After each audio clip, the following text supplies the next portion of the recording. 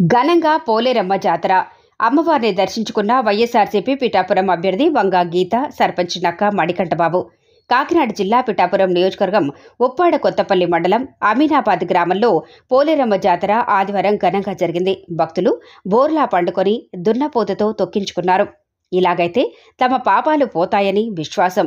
నేటి ఆధునిక యుగంలో కూడా ఈ వింత ఆచారం జరుగుతుండటం విశేషం. పోలేరమ్మ అమ్మవారిని వైఎస్ఆర్సీపీ పిఠాపురం అభ్యర్థి వంగ గీత, సర్పంచ్ మణికంఠబాబు దర్శించుకున్నారు.